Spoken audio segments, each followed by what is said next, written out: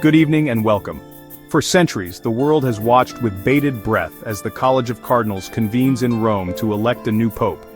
It's a process shrouded in tradition, prayer, and let's be honest, more than a little speculation. Speculating on the next pope has been a long-standing tradition. Records show that betting on papal elections goes back more than 500 years.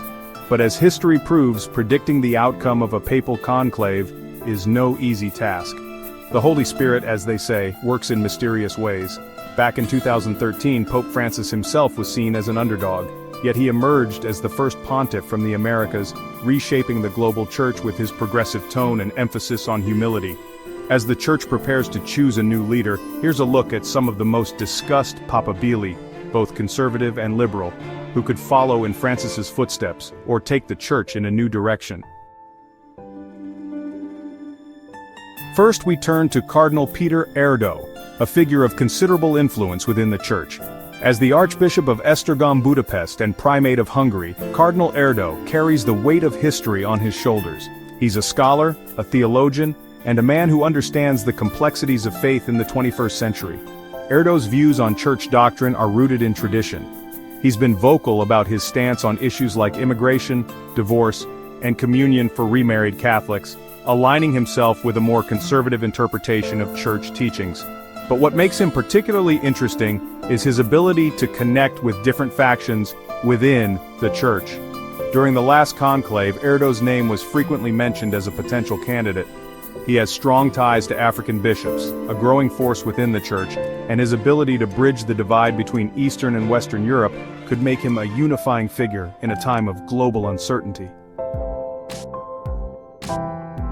Next, we travel to Africa, a continent witnessing a remarkable surge in Catholic identity.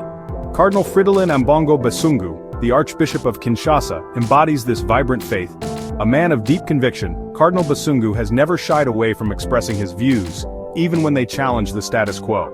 Appointed by Pope Francis in 2019, Cardinal Basungu leads the Symposium of Episcopal Conferences of Africa and Madagascar, a position that gives him a powerful voice on the continent and beyond. He is known for his unwavering stance on church doctrine, a stance that has earned him both admiration and criticism. Cardinal Basungu's opposition to the recent document Fiducia Supplicans, which opened the door to blessing same-sex couples, solidified his position as a leading voice among conservative cardinals.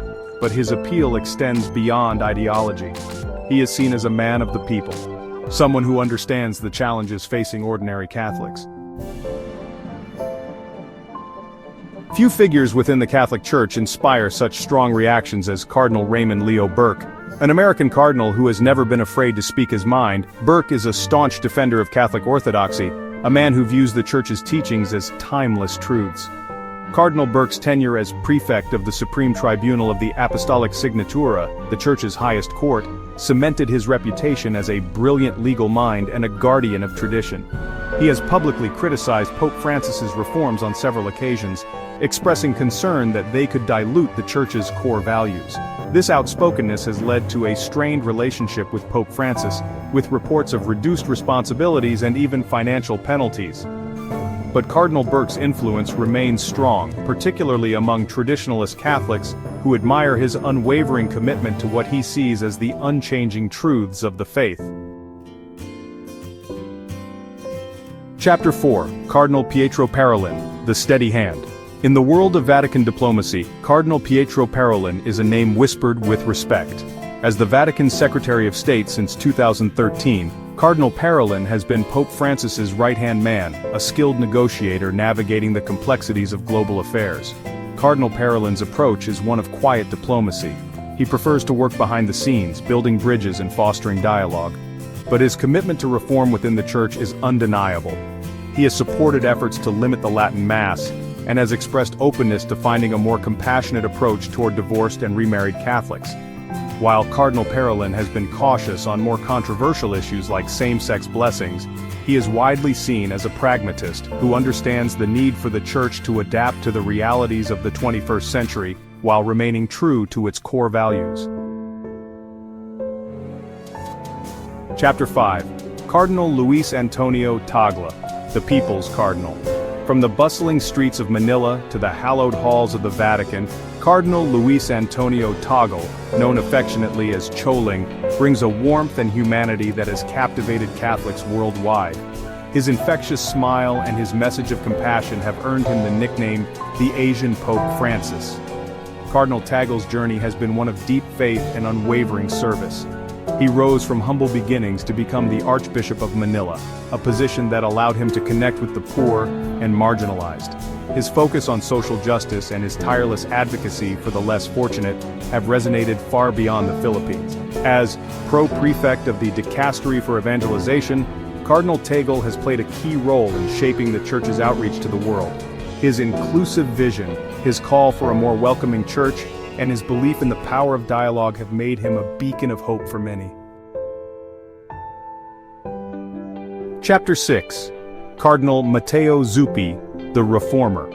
In the heart of Italy, a nation deeply intertwined with the history of the Catholic Church, Cardinal Matteo Zuppi stands as a symbol of the Church's ongoing evolution.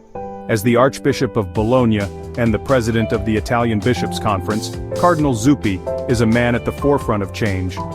Cardinal Zuppi's commitment to social justice is evident in his work with the poor and marginalized. He has been a vocal advocate for migrants and refugees, challenging governments and fellow Catholics to embrace a more compassionate approach. His support for same-sex blessings and his belief in finding a more inclusive path for remarried Catholics have positioned him as a leader of the Church's reform movement. Known for his peace-building efforts, Cardinal Zuppi embodies the spirit of dialogue and reconciliation. He is a man who seeks common ground, who believes in the power of understanding, and who sees the Church as a force for good in a world often riven by conflict. Outro, the weight of the world. As the cardinals prepare to enter the conclave, the weight of history rests heavy on their shoulders. The decision they make, guided by prayer and reflection, will shape the direction of the Catholic Church for decades to come. The papal conclave remains one of the most secretive and spiritually significant elections in the world. Behind closed doors, amidst the splendor of the Vatican, these men will grapple with the challenges facing the Church and the world. Whether they choose a pope to carry on Francis's vision, or pivot toward a more traditional path, the next pontiff will inherit a church at a crossroads, grappling with questions of faith, identity, and its place in a rapidly changing world. The world will be watching.